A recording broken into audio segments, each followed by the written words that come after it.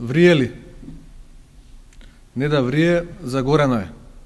Така вели популарниот Пецко и во право е.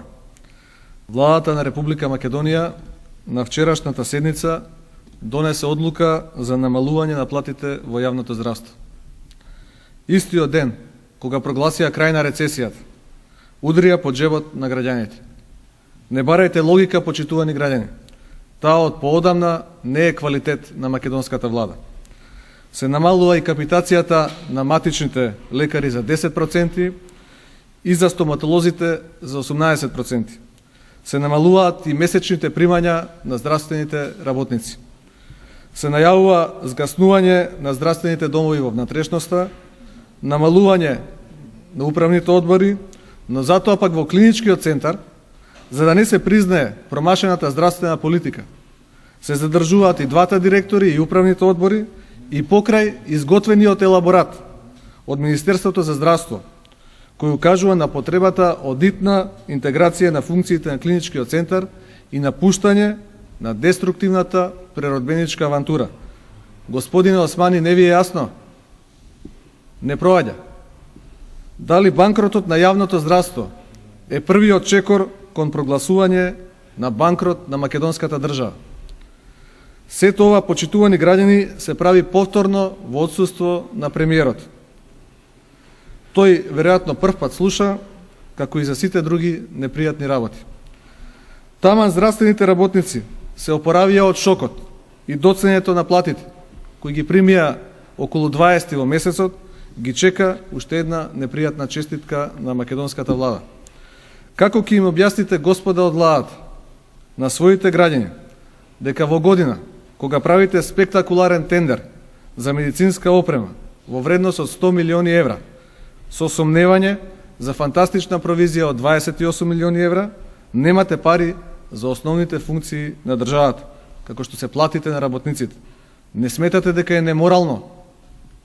Паниката кај власта, предизвикана од зголемувањето на месечните загуби на болниците секој месец за нови 14%, не може да биде оправдување за ваков катастрофален, недемократски потек, во кој не веруваме дека е консултиран синдикатот за здравство. Ако е и од барок бенд, премногу е. Желбата да се заштедат 17 милиони евра со ова кратење на платите е и комична и трагична. Сама по себе, ако се земе предвид дека само за фонтани преродбениците оваа година потрошија многу повеќе пари. Ве повикуваме на одговорен однос кон функциите. СДСМ ви предлага итен ребаланс на буџетот, укинување на непродуктивните трошења, споменици, лавови, шмизли, коњи на забеганиот и виртуелен сон Скопје 2014. Не си играјте со луѓето, не ги удирајте по джебот недолжните и осиромашени граѓани на Република Македонија. Господа од власта, не мислите ли дека ист ден кога најавувате излегување од рецесија, е трагедија да ги намалите платите во јавното здравство? Заради вистината, пред која и оваа власт треба да замолчи, еве како изгледа оваа најнова идеја на преродбата. Под 1. Кај платите проектирана заштеда од 7 милиони евра на сметка на луѓето кои работат во здравството. Под 2. Трансформација на здравствените домови. Проектирана заштеда од 3 милиони евра на сметка на луѓето кои работат во здравството. Под 3. Кај капитациите. Проектирана заштеда од 4 милиона евра на сметка на луѓето кои работат во здравството. Под 4. Реорганизација на здравствените установи со можност за нивна комерцијализација на сметка на сите граѓани. Под 5.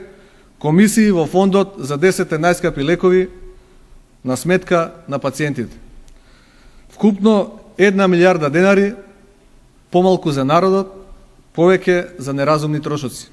Господине премиер, прочитани сте, доста е. Време е за разумни политики. Благодарам.